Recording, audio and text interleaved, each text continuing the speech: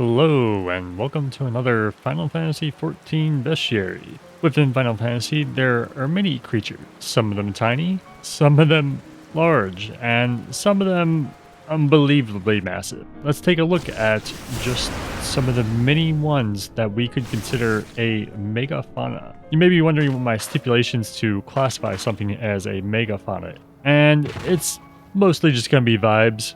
Things you won't see me including here, though, are going to be machines, soulkin, primals, and no fate bosses either, as I feel these are a little too cheaty. Well, let's get started then.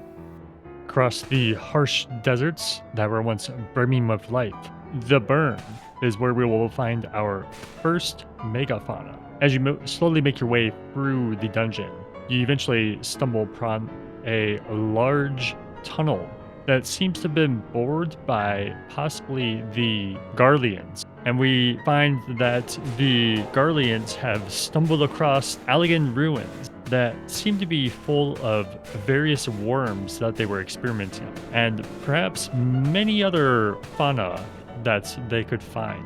And what do we find just outside these ruins is this massive husk of a worm. This is called the first worm. Sandworms, in some of the descriptions that we find throughout the world, often describe them as acting communal and one almost with a hive mind instinct mentally. Perhaps this first worm could have served as a brood mother at one point in the past, when it was still running about. Ishtola, if you bring her along as a trust, even comments on this with a similar thought, somewhere along the lines of this being a possible descendant of all the worms we know to date. Given the absolute gargantuan size of this thing, and how the worms throughout Eorzea are often described with their speed, it must have been quite terrifying to see something this large running about, even if you had the stature that of an alligator. Throughout these, we will be using my Makote as a sort of scale to see just how large a lot of these creatures in Final Fantasy can get. And as we pass under through it and the other various shots, it's quite something to gawk at. Within our next location at Alzadaal's Legacy, deep underwater, as we enter the Arapago remnants, we will find various large sea critters running all amok as they go about their days. Almost feels like an aquarium down here, the way everything is framed. The first thing that immediately greets us is this massive shark swimming about its day. And as we go into the farther chambers, we can see this huge oarfish. If you've ever seen photos of these in real life, they aren't this big, but they're still very massive. I love these fish. They're just so derpy looking. Reminds me very much of sunfish, if you've ever seen those. Something funny, a bit of a side tangent, which is nothing you're not used to on this channel, is if you observe the smaller fish, as we'll call them, they kind of just like wobble back and forth for the most part, though some of them have little patrols as well. It's just funny to see that they didn't really expect us to stare out these windows very long, so they kind of fudge the animations to save time on their own part.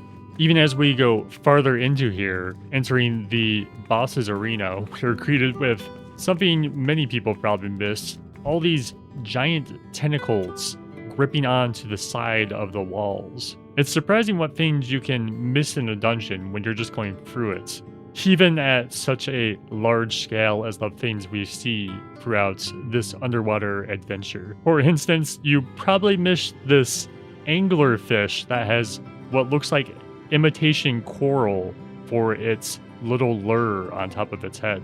And as far as I know, there aren't any other models of this anglerfish anywhere. Though if you have seen it, I would very much like to investigate it myself. Pirates. And with pirates, come Kraken. Just look at these big undulating squids that we get to fight.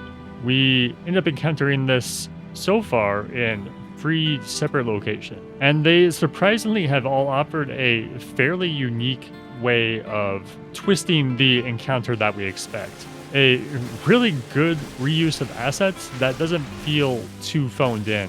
like we often see in video games. It's always fun to see just how exaggerated they'll go with creatures in video games, and they definitely push it when it comes to Krakens in not only video games, but various stories throughout life. It makes wonder just what exactly people who used to write tales back in the day thought they saw when they were thinking of stories for these. Maybe the corpses of large sea monsters that have risen up, like giant squids we have in real life, though not nearly as big as the ones we see here in 14. The one in Hullbreaker Isle I particularly enjoy the fight of, as it can start throwing you around, and you don't directly fight the head either, which makes it a bit more interesting, as you have to manage the tentacles a lot more than you do in the one in Sasquatch. Here within the Black Shroud, as well as many other locations, we find various antelope roaming about, but we are going to be taking a look at these ones specifically in South Shroud, the scarred antelope, which have grown to astronomical sizes, and for seemingly no explanation that I could find. As described in-game, these ones are female, as they have a lack of horns, often like you see with deer in real life, with bucks and does. And with these female antelope, they also have different coloring to them, having a much stronger blue and less stripes, unlike the males that you will see with their horns and their various stripes along their body.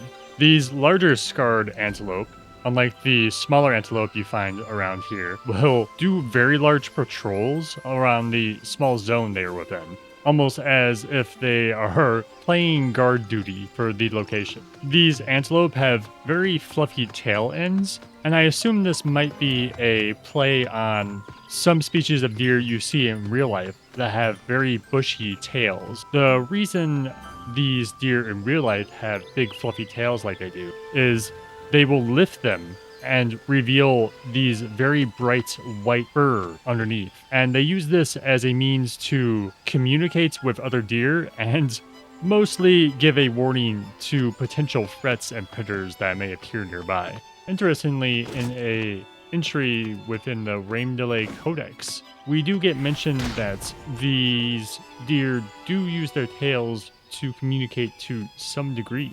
So it's nice to see that they did their research into this. Gorilla.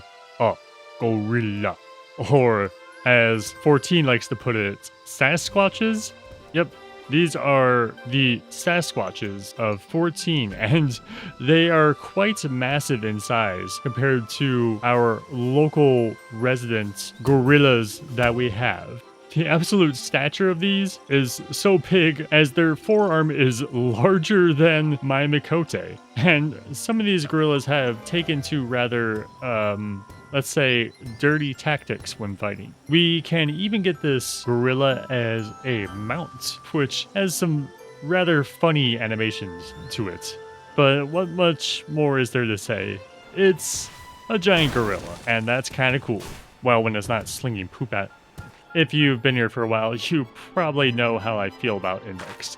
So this next one's a little unpleasant for me. Throughout various locations, we come across various scarabs, as 14 likes to classify them. You can see by the stature of these things why I chose to include them in Megafauna. As compared to the real-life beetles we have, these are insanely massive and kind of terrifying, though thankfully they seem more interested in flora than the flesh.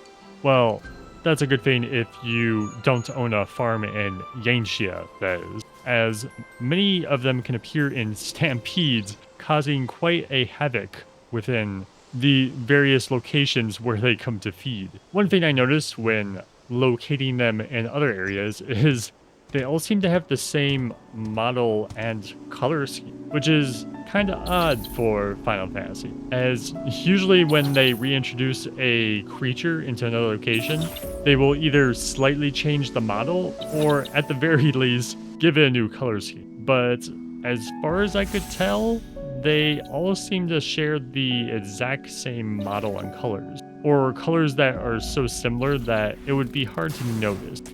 Within the first planet of the Dead Ends, we are greeted with a mucky graveyard of poisonous rot. And in here, we get to see various bones of very large fish scattered off in the distance. Here you'll see me doing a size comparison next to a shipwreck, so you can get an idea of how large these fish must have been back when it was merely an ocean world brimming with life compared to the rotting husk we find it in today. These are definitely one of those areas within a game that I would have loved to see it in a state before it became distraught with plagues that bear on it. If you watch my video on cozy fishing places, then this location might look familiar. That's right, we're back in Upper Noscea, taking a look at Thalaos, which we do end up encountering them during a battle with one of the 12, but I want to focus mostly on the skeletal remains that we find here. These bones have various points where you can land on them, and make it for a fun, interactable location. It would have been cool if we were able to find the remains of its counterpart, Pericos, within Eastern Noscea, though sadly we only find its offspring, the little Pericos, in this location. But it was still nice to get a small little payoff through the 12 raid series at the very least. Within the massive halls of Akadaemia Anyder, we enter the Words of Metron in Metron's biosphere. Within here, we can find various sea critters that have decided they no longer like being stuck in their little tanks and have come out to play with us. And doing so, we are greeted with many large fauna, ones we can see throughout the tanks as we go along here. So I want to point out a very specific one that I found was rather funny looking. It seems to be a sort of hybrid between a dolphin and a shark, or somewhere in between there. If we look at dinosaurs of the past, there are some that have a similar stage where it seems like the creature wasn't sure what it wanted to be with the Ichthyosaurus dinosaur. Though maybe there is something out there that is similar to this that I'm just not able to find exactly. I hope you don't have thalassophobia, because we're going deep this time. And I would give a little jingle, but then the copyright bandits would come after me. Instead, now you get to be greeted by this ungodly large sharks swimming within the Ruby Sea that may give you a second thought before heading down deep within here. But if you know anything about sharks and were not scared to death from various nature channels back in the day, then you should know that sharks don't really tend to bother people that much, and really only approach them if they're curious. The models for these are very funny to me because of how low poly they are, yet you will often come out of your way to pass by them. And if you look very closely, you can see they have multiple segments to their body for their model. So it's really just multiple segments kind of snapped together hastily to give this illusion of the body twisting back and forth, which looks quite good if you're far away. But we came a little closer to investigate this massive shark. Even when I take out my shark mount, it's still gargantuan in size by comparison. As a shark lover, I very much approve of this giant little fishy. And that will do it for another Final Fantasy bestiary. I hope you didn't have a megalophobia, or this would have been very difficult to watch. Up here, another video. Down here, another video. Over here, subscribe. Thank you to my members, and thank you for watching.